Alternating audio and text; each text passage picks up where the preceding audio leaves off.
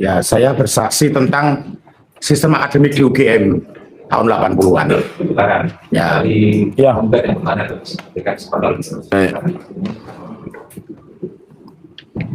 Bismillahirrahmanirrahim. Saya tanya pada Pak Bagas ya. Saudara sudah disumpah hari ini dan saudara tadi ditanya oleh majelis mengatakan bahwa akan menerangkan tentang proses akademik di UGM. Pertanyaan saya, saudara diterima sebagai mahasiswa UGM tahun berapa dan menjalani proses akademik seperti apa? Saya diterima di jurusan Teknik Nuklir Fakultas Teknik UGM itu tahun 1984. Jadi 84 ya. Jadi pada saat saya masuk di UGM itu, UGM memperlakukan sistem akademik baru. Jadi terakhir 83 ke belakang itu ada jenjang evaluasi akademik yang namanya sarjana muda. Sedangkan di era saya 84 itu SKS-nya masih sama, semesternya masih sama, tapi jenjang evaluasi sarjana muda itu sudah dihapus. Ya.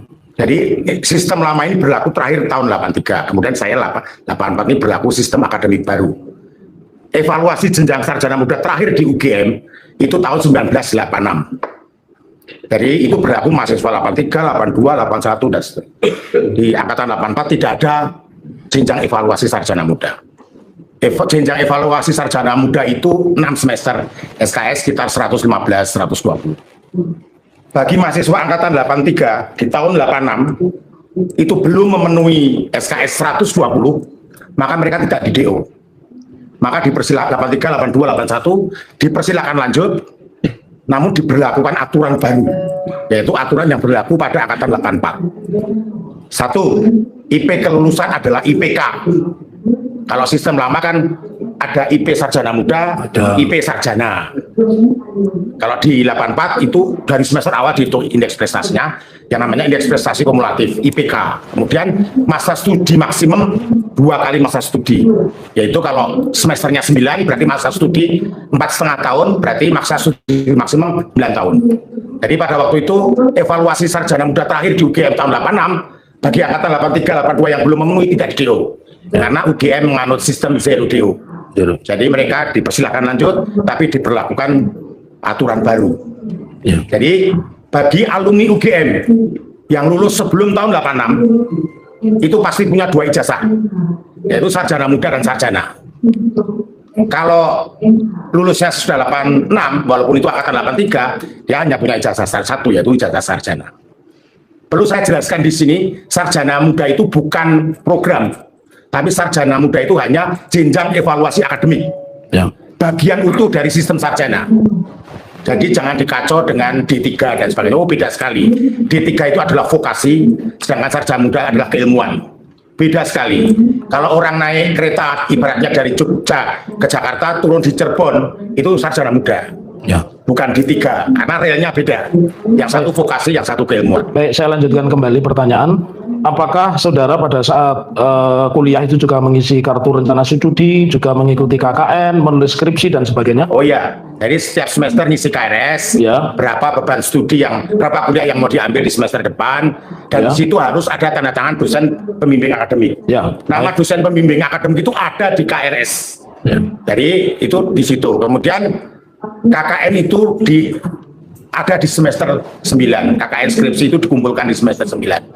Pada waktu mau daftar KKN, dulu UGM, LP Lembaga Penelitian dan LPM Lembaga Pengabdian Masyarakat itu masih terpisah. Masih terpisah. Sekarang jadikan satu. Dulu kalau daftar KKN di LPM, Lembaga Pengabdian Masyarakat, itu membawa fotokopi KRS. Ya. Yang di situ SKS KKN tercantum.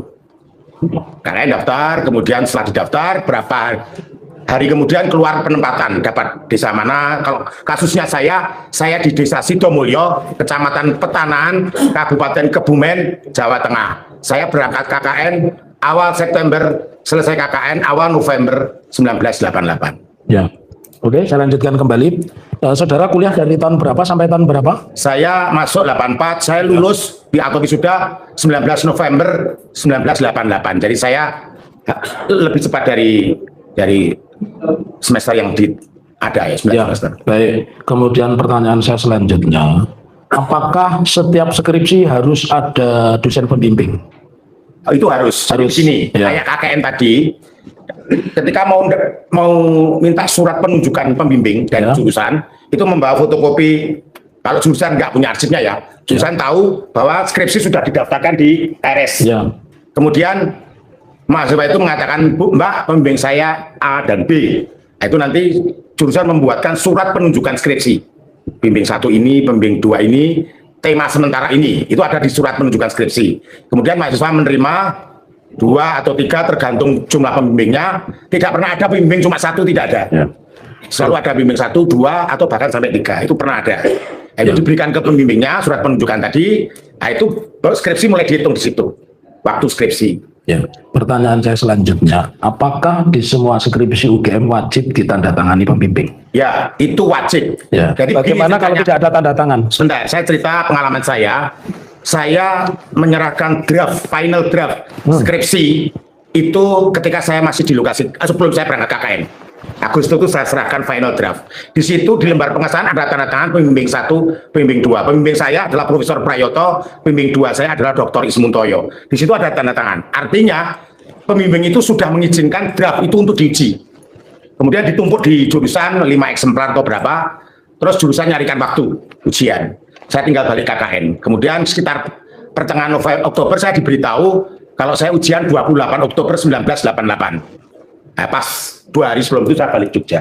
Ya. Jadi tanda tangan itu harus. Harus.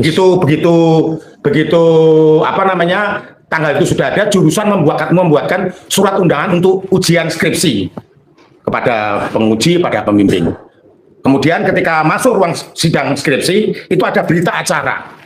Berita acara di situ ditulis nama mahasiswa, nomor induk mahasiswa, ujian dengan judul skripsi ini, penguji pembimbingnya ini, pengujinya ini, itu ada berita acara. Setelah skripsi selesai, kasus saya ekstrim, saya tidak ada revisi. Jadi pengujinya langsung tanda tangan di situ, baik di berita acara maupun di lembar. Oke teman-teman, kita kembali lagi di channel ini, di mana tentang sebuah cuplikan video yang baru keluar. Nah, di sini ada seseorang saksi dosen UGM ini belak-belakan ungkap proses akademisi UGM era 80-an. Nah, di sini kita gimana menurut netizen atau masyarakat? Ini saksi yang benar-benar sama dengan yang saya alami di UNDPI. Saya juga wisudawan putra terbaik di FK Peternakan. Ini saksi yang wajib dipercaya oleh hakim. Nah, ini alumni asli UGM, bicaranya lancar, jelas, lugas, dosennya orang jujur. Asli itu membanggakan, palsu itu membongangkan. Contoh saksi Pak Bagas yang punya hati jujur, tegas, amanah, semoga hakim amanah juga. Nah, saksi luar biasa, seorang ilmuwan yang jujur. Pak Profesor ini patut jadi tauladan dan panutan para pimpinan pejabat publik lainnya. Kita harus jujur, amanah, adil, dan transparan dalam segala hal masalah ini. Bangkai segala apapun pasti tercium baunya. Nah, ciri-ciri orang jujur, cerdas, diplomasi baik, tegas, alumni UGM fix. Itu dosennya jujur dan berani bicara, patut ditiru oleh para dosen-dosen yang lain. Kejujuran Pak Bagas sangat dibutuhkan oleh rakyat Indonesia. Kita selalu masukan mestinya dapat memanggil Joko Widodo sefrekuensi dengan harapan rakyat Bapak. Salam hormat, Pak Bagas. Nah, Bapak ini bersaksi dengan sangat jelas dan gelombang banget sesuai yang dialami saat kuliah di UGM. Semoga kebenaran akan segera ditunjukkan Allah SWT. Nah, Pak Bagas benar-benar akal sehat, belum tercemar uang suap. Nah, barang bosok bikin repot. Tanda-tanda yang tak jujur yaitu orang yang tak mau menunjukkan bukti ijazahnya. Ternyata gak gampang menutupi kebohongan, harus muter-muter dulu. Nah, akhirnya saya hanya bisa berdoa semoga disegerakan siksa sayangnya untuk para pengkhianat negeri ini. Saksi yang pintar, cerdas, tegas, lugas, jujur, gak ribet, dapat dipahami oleh semua masyarakat. Nah, luar biasa Pak Bagas, semoga selalu dalam lindungan yang maha kuasa. Yang namanya mahasiswa asli, sarjana asli, Bapak ini masih hafal kronologis masa studi beliau dari era 80-an. Saksi ini bicara lancar tidak seperti Jokowi. Di Indonesia sekarang ada film baru ya, berjudul Jokowi dengan ijazahnya, penontonnya rakyat, kracisnya gratis. Tanda-tanda saksi jujur seperti Pak Bagas ini nggak cari ruwet apa adanya. Buktikan kalau hukum tidak tumpul ke atas. Semakin banyak orang baik bermunculan karena mereka tidak ingin Indonesia damai, dan setiap pemimpin yang dipilih oleh rakyat itu benar-benar punya identitas yang jelas baik.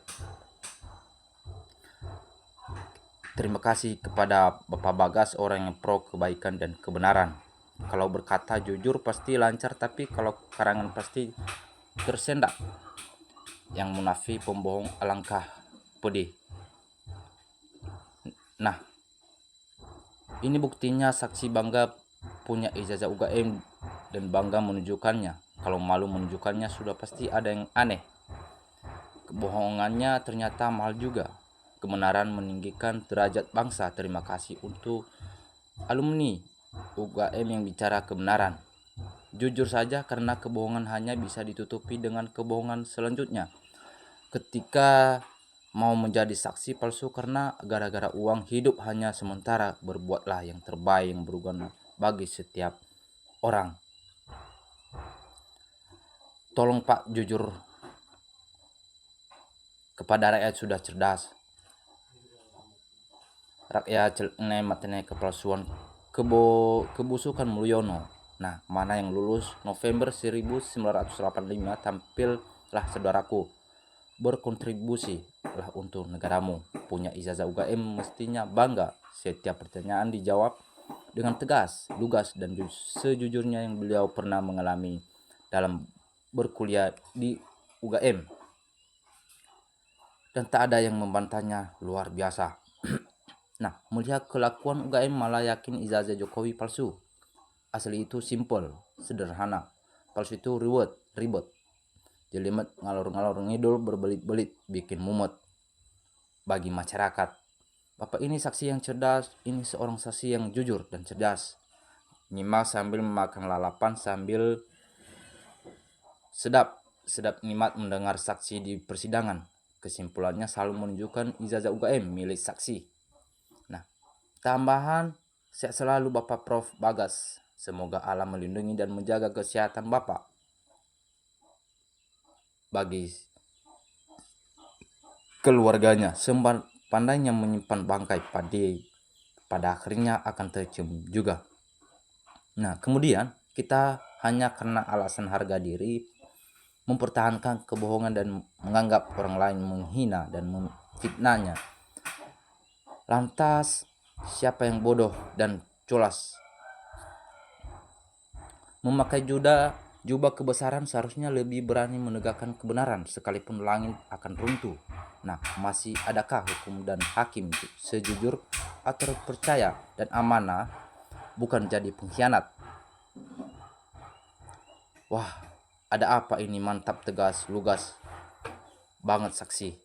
Pak Bagas hebat, jujur yang dikatakan apa adanya. Semoga Pak Bagas sehat, panjang umur, dan selalu dalam lindungan Allah. Kalau asli pasti tidak serumit ini, tetapi semangat. Yang terpenting hakim jangan sampai masuk angin. Gara-gara Jokowi UGM jadi acak-acakan. Saya yakin masih banyak dosen UGM yang baik dan jujur. Nah, orang yang jujur akan mujur, yang tidak jujur akan ajur. Hebat Bagas. Ijazah Jokowi 100% palsu. Skripsi aja bodong, gak ada tanda tangan pembimbingnya. Nah, gak heran, bukannya hukum di Indonesia hanya berlaku untuk masyarakat kecil. Nah, ijazah asli kok malu ditunjukkan? Kalau ijazah asli lulusan UGM harusnya bangga. Kalau dapat ke berarti konslet. Setiap kebohongan pasti akan menerima azabnya, baik itu masih di dunia apalagi nanti di akhirat. Nah, kemudian semua perbuatan manusia pasti akan ada balasan yang setimpal dengan omongannya sendiri. Kalau pembohong pasti ada hukuman yang sama hukum karena Allah. Harusnya Bapak Jokowi dihadirkan di persidangan. Kita udah tunggu-tunggu selama 2 tahun lebih, yaitu permasalahan ijazah palsu Jokowi. Kenapa aku merasa saya yakin bahwa Jokowi tidak punya ijazah asli. Nah, ayo rakyat Indonesia yang kuliah tahun 1980, 1981, tahun 1992 dan seterusnya di UGM, maju bersaksilah demi kebenaran dan kejujuran bagi amanah rakyat Indonesia. Orang jujur mudahan selamat di dunia. Sudah tua udah lupa akan dosen atau dosa akibat berani berbohong, bukannya mulai berbuat kebaikan. Ruwet-ruwet tapi kebenaran pasti terungkap juga. Nah, hati-hati uang yang dibuat nyuap, uang haram itu takut dusta, takut matilah. Hakimnya diadili ke surga, hakimnya tidak adil ke neraka. Nah, begitu juga teman-teman, ingat untuk APH, Anda nanti diminta pertanggungjawaban sama Allah di akhirat, berupaya di akhirat hayat mati dalam keadaan husnul khotimah, jangan sampai di akhirat hayat mati dalam keadaan suul khotimah. Nah, Bapak itu kuliah benar, tidak abal-abal, ceritanya runtut. Terima kasih Bapak mencerahkan bangsa betul-betul. Nah, selanjutnya Pak Prof Bagas ini gak ada beban jujur, semoga Allah membuka jalan melalui pemikiran Pak Prof Bagas sehat Pak dan dapat lindungan Allah.